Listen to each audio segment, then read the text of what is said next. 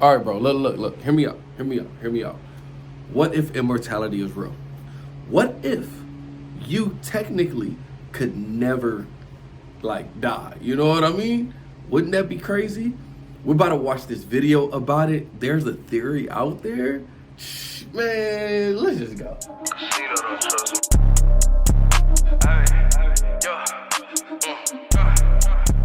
What's good, Dark Knight gang? All right, bro. Today we're about to watch an interesting video. This one right here is titled "Quantum Theory Proves You Will Never Die." Ooh, I'm ready to hop on into this. That sounds crazy. How can you prove that people will never die? Nigga, I'm trying to live forever. You feel me? Anyway, shout out to the gang. I hope everybody's doing good. Hope everybody's doing great. It's a rainy day out here in Oregon. I don't know if you can see in the background. Look, sheesh, it's overcast. It's rainy, but it's beautiful. Let's watch this video. Shout out to the gang. Let's go. For modern day humanity, it can feel as though the search for eternal life is an everlasting quest. There have now been hundreds of sometimes high-cost attempts in a bid to make it so that this life isn't all there is.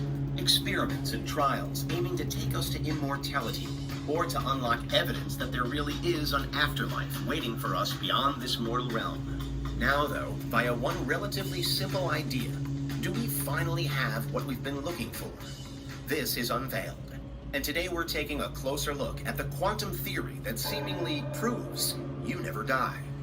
All right, let's get it. Do you need the big questions answered? Are you constantly curious? No, then why man. not subscribe to Unveiled for more clips like this one? Hurry and up, ring the little bell man. for more thought-provoking content. Yeah. What if you knew that you were never going to die? Of all the what-if scenarios out there, it's one of the most popular. And it's never quite as easy as it first appears. Yes, never dying means you can pretty much do anything you want forever and ever. But also, if you never die, then really, what's the point in living? We've focused more on the moral dilemmas in past videos, so be sure to check them out after this. But today, it's all about making... Let me ask you that really quick. If you could live forever, do you think there's even a point to live? Does death give life meaning? If you could live forever, would that take away the richness and the beauty of life? Think about that. Let me know what you think down in the comments. Me personally, I believe if you can live forever, it does take away some of the excitement of life. I'll say that. Because, certain actions that you do in life, it can cause you to, end your life. Being reckless, doing whatever. So it has that little thrill to it.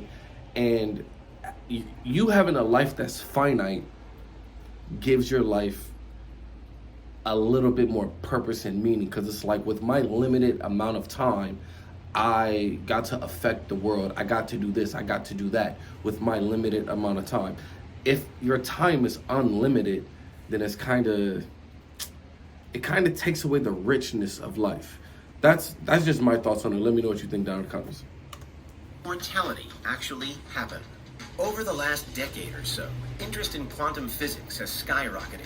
Scientists have unlocked the world of the very, very small, and with it have ushered in a new age for things like energy, computing, and medicine. More than all of that, however, our growing quantum knowledge has fundamentally reshaped what we think life is. The basic premise of quantum immortality is that in a multiverse, there should always be a split possible through which a person survives. A rerouting through reality, which means that again and again and again, they live rather than die. The idea can once more be linked back to key studies like the double slit experiment, which apparently suggests... So the multiverse theory is basically saying, in one reality where you might die, your consciousness is then just transported to the next closest reality. You know what so multiverse, there's many different versions of you, right? Infinite possibilities, infinite versions of you in the multiverse. This right here is Earth number 001. There's a Earth 999. Like, you know what I mean? So there's many different versions of you in all these different multiverses. So what it's saying is, if you were to perish in your multiverse that you're in the universe that you're in, if you were to perish, your consciousness would then just go to the next multiverse, the closest related multiverse, and that's where you would pick up. The only issue I have with that is what happens to the conscious version of you that's already in that multiverse. Do you get what I'm saying? So look, peep this, right? There's many different versions of you, right? They're all conscious then. They're all living life. They're all doing different activities. They're all a little slightly different than you. When you die, if your consciousness just goes to the next multiverse, what happens to that consciousness that was already in there? You just take over them and kick them out. So now where does that consciousness go? Do you just go in and merge with that consciousness and now you guys become one? It's you in your past universe and this universe becoming one. How does it work? That's the only thing. It's like, I like that theory. I like the multiverse theory, but how exactly would that work? If my consciousness, if I get killed off in Earth 001, and then my consciousness goes to Brandon Rashad in Earth 002, what then happened to Brandon Rashad consciousness that was already in Earth 002? You get what I'm saying? Anyway, let's keep going. All options are always possible until they're observed and then are not. Death is still death. It's still final. And it's not as though, even in the multiverse, you could rewind time to make it not happen. But after death, and if you follow the multiverse, it could be that on another level of the model, in another version of the endless realities, that particular death didn't happen, and life still wins out. The question to combine both biocentrism and quantum immortality is, could consciousness create not just the universe, but the multiverse as well? Can life move between multiverse strands, even if physical bodies cannot? When we're gone, will some kind of awareness, a soul by some definitions, still remain? And if that were to be the case, then could we, as we are, ever hope to know or understand what was happening? Physically speaking, death is the end of our bodies and brains. Our vehicles for life are no more, and so perhaps we could never hope to understand life in quite the same way again. Not unless our consciousness were to end up in another human being. But that's a theory for another video. What's clear is that still nothing is certain. Facts. Me personally, I do believe in a multiverse. It only makes sense, right? I believe there's a multiverse out there. However, if you were to die in your universe, that version of you is done. You see what I'm saying? That version of you is done.